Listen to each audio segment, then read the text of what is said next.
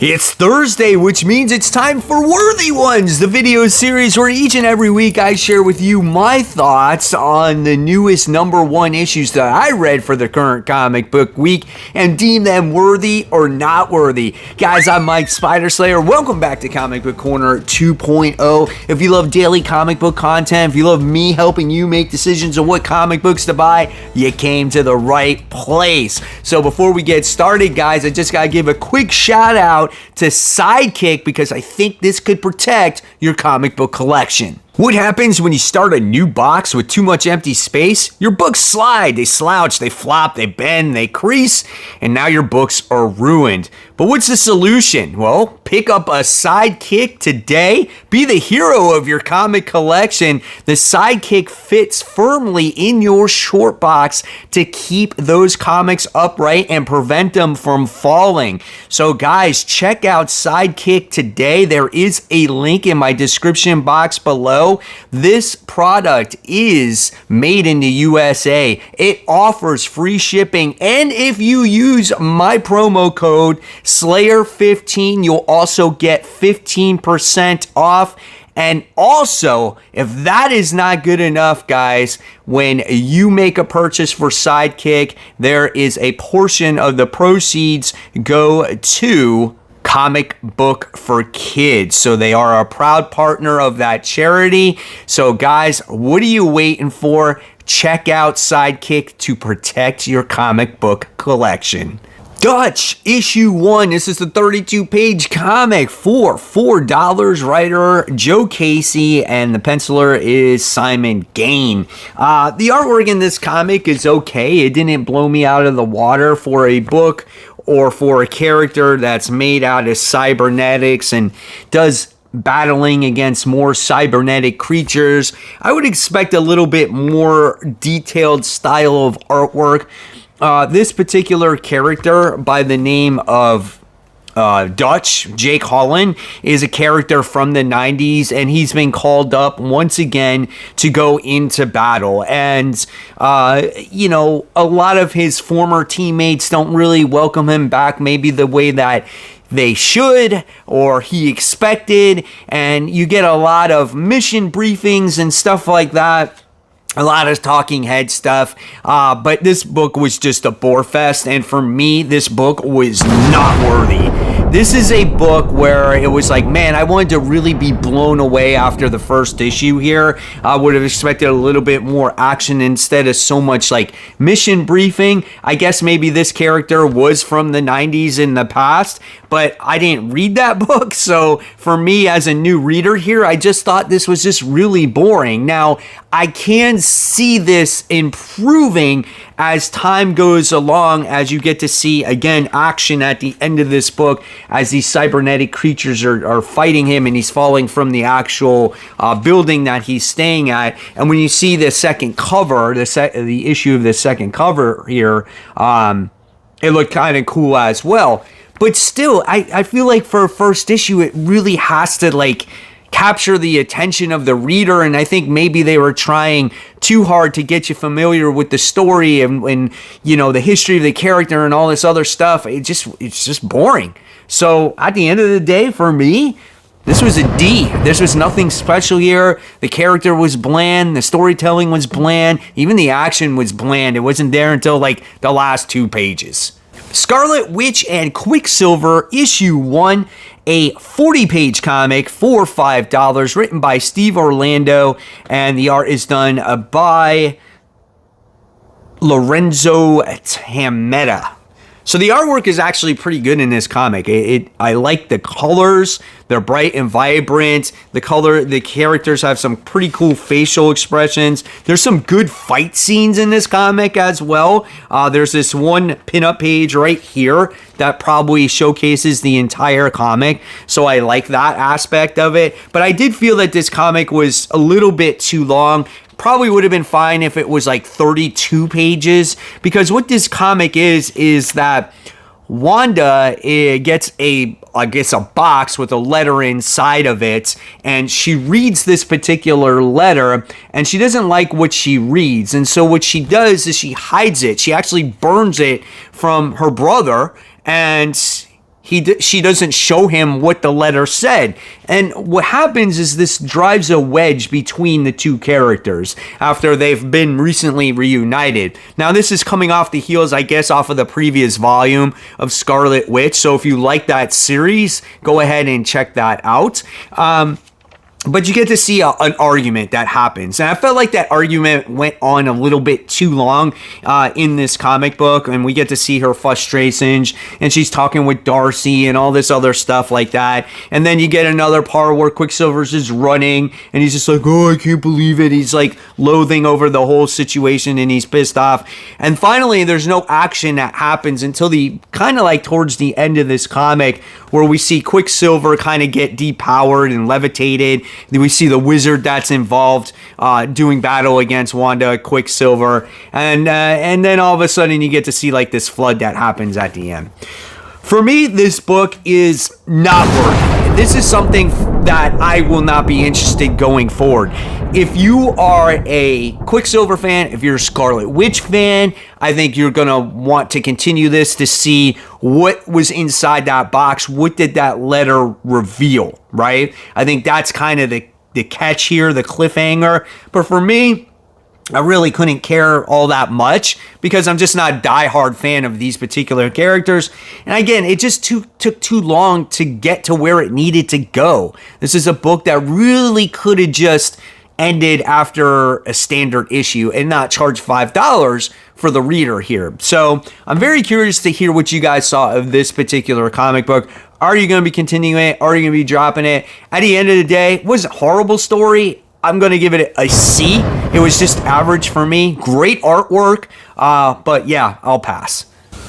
Red Hood the Hill. This is issue 1, a 32-page comic for $4, written by Sean Martinborough, and the art is done by Sanford Green. The artwork is pretty cool in the comic. There's some good action scenes. When Red Hood is in this book, I think he looked really cool. But if you were expecting Red Hood to make a solid appearance in here and be the main character, you're going to be disappointed. This book takes place kind of around the Joker War time frame, right around when it was Red Hood the Outlaw series. So yeah, if you're expecting something new, that's not going to happen. If you're expecting Jason Todd on the ramifications of what just happened in Gotham War, you're going to be disappointed, okay? What this book is, it's more about the character Strike, how she's protecting the suburb of the Hill.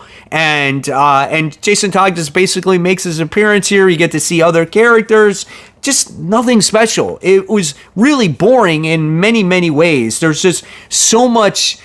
It's so much dialogue, just so much unnecessary dialogue. It's like, why are we talking and talking and talking? And I just feel like to make an interesting comic, you just need to have that right balance. It needs to be paced right, and it just wasn't. And I felt like there was a lot of that in this week's comic book so far that I have read. And there just was no real payoff here. There was nothing here that really sat there and said, you know what? I'm going to freaking read issue 2, because it's not really about Jason Todd. It's more about Strike and the characters at that time frame. So this book is not worthy for me. I'm not going to be picking up issue 2. I'm very curious to hear what you guys thought of this one. Was this something that you were not expecting? And at the end of the day, this one was another unfortunate D book for me. Below average, nothing special. You know, with as many comics as I read sometimes in a comic book week, it's really got propelled to the next level in order for me to continue the series. Night Thrasher, this is issue 1. This is a 40-page comic for $5, written by Jason Holtham, and Nelson Daniel does the artwork in here. The artwork is fine. There's not too much action that happens in this comic to make you be like, oh, it's this next level artwork. In some ways, it definitely has like this 90s feel to it, and I think maybe it's done on purpose, because if you're familiar with Dwayne Taylor, he was the leader of the New Warriors, and what this comic tries to establish is who this guy is, what has happened to him, why he's been away all this time, and the writer is tasked with a very tough assignment here, because it's a character we just haven't seen in so long, and you get to see him, how he handles his business, what he thinks might be the best thing for him. And this character does remind you a lot of, like, you know, Bruce Wayne, and you know, his name is Dwayne Taylor, so there's very many similarities there. His parents died, and he has a business empire, so it's very much like that. But when there was action in this comic, it was cool to see it. It was cool to see him don that costume again that you haven't seen in a very long time. And there is a villain in this comic that was part of his former team. And I thought that was kind of cool to make that character the villain, but it does make sense why. And like I said, it was hard to distinguish the artwork in this comic until you got to that action scene. And I was like, oh yeah, that's kind of cool. I like that. You know, you get to see like the brutal beatdown that Night Thrasher was taking in this comic. And you know what? I thought, even though this book wasn't perfect, it was worthy. It's nothing spectacular, right? It's pretty generic in many ways, shapes, or form. It's like point A for point to point B, but again, the writer was created with a tough task here to get the readers up to task. And it's kind of like one of those books where it's just like, did it get you enough to go for issue 2? As a New Warriors fan, as a Night Thrasher fan, it did. Not by much, but it did. I felt like there could have been a little more Night Thrasher in the comic, but I get why there wasn't. So I'm looking forward to seeing what issue 2 has to offer, how they develop the character further. And if they do continue to develop the character, then I'll continue to read this. But at the end of the day, it wasn't the best book. It was a C+ for me. Let's see what happens with Night Thrasher going forward. The Displaced. This is issue 1, a 32-page comic for $5. This book is written by Ed Brisson. The art is done by Luca. I'm not even going to say the name. I'm just going to destroy it. The artwork is fine. It's not super detailed. It's not creepy. It's just kind of there. It's fine. There's nothing wrong with it. It just didn't blow me out of the water. Now, this book was quite interesting. I read the original synopsis of this book about a city that's gone missing, right? And no one remembers what happens to this city. So I was like, oh, this kind of sounds like an apocalyptic type of book. I love these types of books. And it was interesting. The very first pages of how this event happened was pretty cool. So what happens is the city of Oshawa, Ontario, has vanished without a trace, and just like there was over 170,000 people missing. So it was pretty cool because you got this old guy who sits there and he knows what's going on. Like, he's like maybe a conspiracy theorist or something, and he's realized that other cities around the United States and things like that have disappeared and no one's remembered, right? And so in this comic, you wind up getting to see that event happen. You wind up seeing the city completely get swallowed up by a sinkhole, and then what happens is that the earth automatically moves together like the city wasn't ever there. So it's pretty wild there what actually happens, right? Now, the issue with this comic book is that you get introduced to a few characters, but none of them really stands out. You get one female that, you know, wound up going to get diapers for her baby, and then her husband winds up getting killed in the incident. You get another guy who winds up having a dad who had a stroke and was on his way to the hospital, and it looks like his dad wound up getting killed. And so there's the old guy that just knows everything, like I told you about. But there was nothing there where these characters are like, oh, I like this guy, or I like this guy, or I like this guy. It's just you find yourself infatuated with the event, and you kind of want to know why this has all happened and what's going to happen with all these people, right? So I'm going to deem this book worthy. It was very interesting. I really liked it. I thought for first issue, though, it did get a little bit drawn out towards the last 2 or 3 pages because, again, this book had a lot of unnecessary dialogue and talking about the event that happened. Like, we get it. We know the event happened. You don't have to re-explain it on a news broadcast or something like that. Let's move on to the next part of the story. What's going to keep you interested in reading? And in the last few pages, I find myself just kind of bored with it at that point, but I'm curious to see where the next issue is going to be. And at the end of the day, I'm going to give this one a B-. Solid and intriguing storyline, but hopefully it just doesn't get too boring and drawn out. Sinister Sons, this is issue 1. This is a 32-page comic for $4, written by Peter J. Tomasi. The artwork is done by David LaFontaine. I don't know if I said it, but it sounded kind of cool. The artwork is very cartoony, so which leads me to believe is that we're trying to capture a younger audience in this comic, which is absolutely fine. I feel like that's what the comic industry needs. It needs more comics for kids. And when Super Sons was created, I felt like that was a book for all ages. And I feel like we're trying to capture lightning in the bottle twice since Brian Michael Bendis aged up John, right? And missed a whole bunch of potential there. And so now we're going to get not superheroes, but we're going to get supervillains, kids in this comic. So you wind up getting Sinestro's son, you wind up getting Zod's son, and boom, there you go. You got Sinister Sons, you got Son, I think his name is, or Sin Son for Sinestro, and you got Zod's kid. And this actually plays off the heels of Neil before Zod, where he was casted out, and he winds up going to this planet. And then you wind up getting, which is Sinestro's son, where he wants to get off the planet. So I like how one kid was trying to find his dad, and then the other kid was getting away from his father. And I like how the two actually wind up meeting at the end of the actual issue. At first, when I saw this comic book, I thought I was going to hate it because of the artwork. I thought it was too kiddie. But like I said in my comic book haul, you never know when a story can overtake the artwork.